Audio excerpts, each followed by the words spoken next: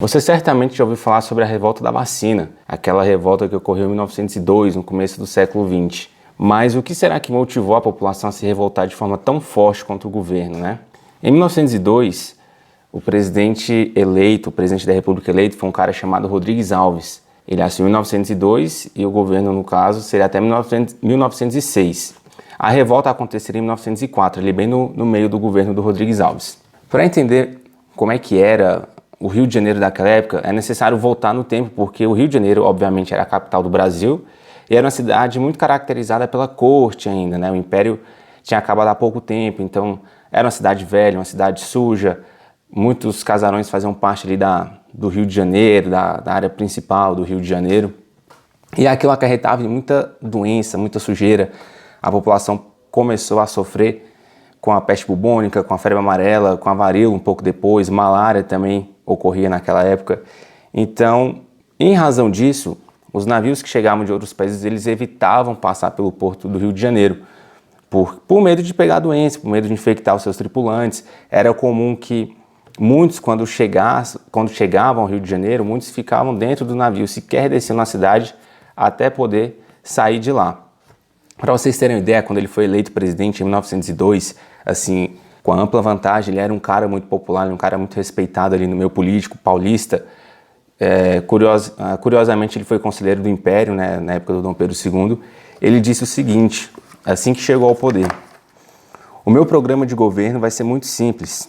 Vou limitar-me quase exclusivamente a duas coisas: o saneamento e o melhoramento do porto do Rio de Janeiro."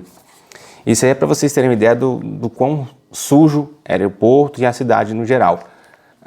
Ele começa a sanear a cidade, a limpar a cidade, entre aspas, junto com o prefeito do Rio de Janeiro na época, destruindo casas, destruindo moradias, os famosos cortiços, né? Eram aquelas residências onde a população mais pobre morava. Em razão disso, eles acabaram indo para o morro, para as favelas, essa parte mais pobre da população carioca. Um cara chamado Oswaldo Cruz, sanitarista muito famoso, muito respeitado naquela época, ele junto com Rodrigues Alves, eles começam a bolar um plano para melhorar a cidade, para higienizar a cidade. Ele tinha como meta combater a febre amarela, a peste bubônica e a varíola. Eu vou me limitar a falar só sobre a varíola, que foi o que ocasionou a revolta da vacina, mas ele foi muito bem sucedido no combate à febre amarela, limpando as casas. Os membros do governo realmente invadiam as casas das pessoas para limpar a residência, limpar o lote. E em relação à peste bubônica, como ela vinha do rato, então a cidade, assim, eles se preocuparam em matar os ratos. Uma curiosidade é que alguns cariocas passaram a criar ratos dentro de casa para poder ganhar o dinheiro do governo. Mas isso é uma outra história. Em 1904, em razão do aumento no número de casos da varíola, uma doença muito grave que matou muita gente naquele período, foi discutido um projeto de lei que tornava a vacina obrigatória. Só existia um método de aliviar, de diminuir a contaminação pela varíola, que era com a vacinação.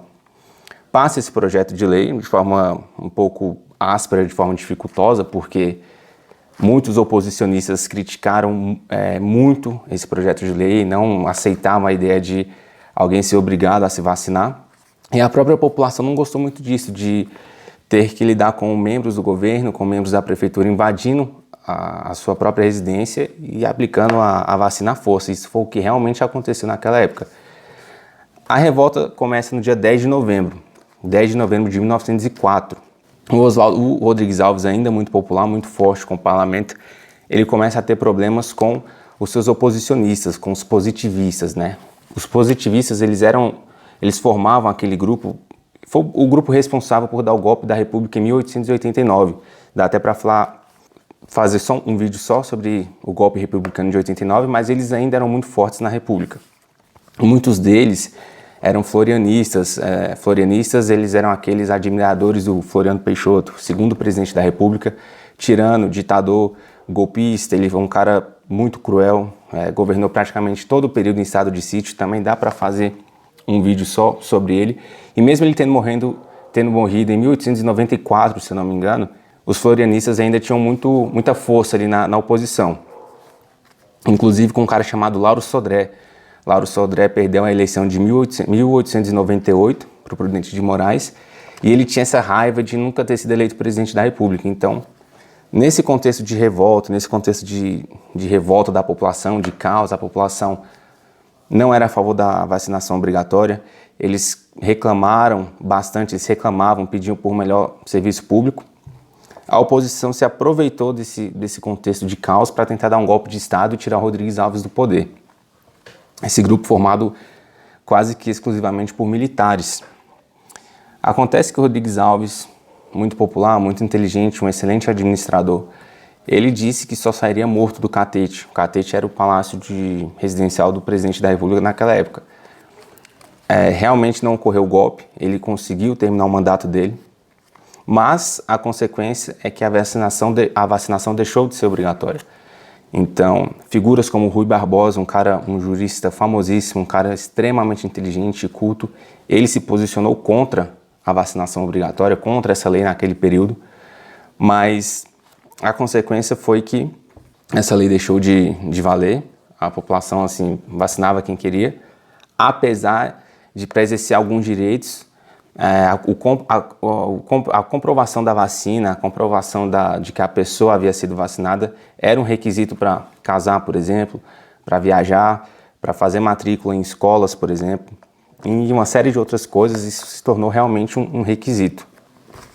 O golpe ele é afastado, alguns oposicionistas são presos por conta disso. Rodrigues Alves continua no poder, ele termina o mandato dele até 1906.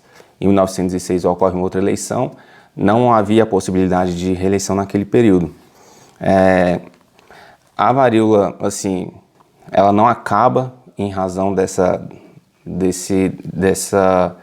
omissão da população em se vacinar. Tanto é que em 1908 uma nova epidemia da varíola ocorre no Rio de Janeiro e por conta própria os cidadãos cariocas eles vão atrás da vacinação, eles passam a se vacinar até ela ser de fato extinta ali no Rio de Janeiro e no Brasil todo.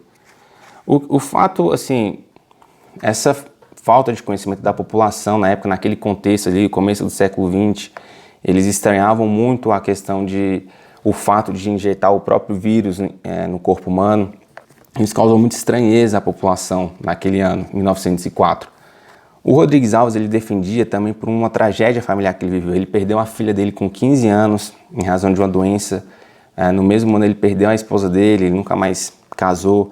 Então ele tinha esse certo trauma familiar, né? essa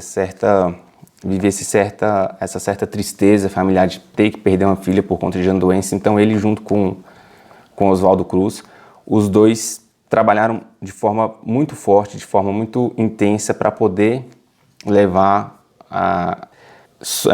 de certa forma, fazer com que a população entendesse que aquilo era o melhor para eles.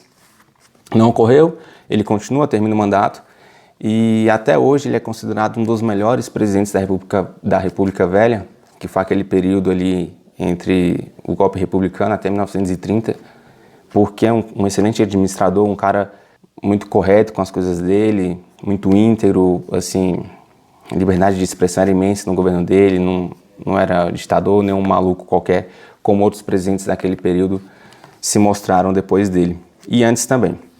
Essa foi a revolta da vacina, um resumo bem assim, breve, espero que vocês tenham entendido mais ou menos o que ocorreu naquela época.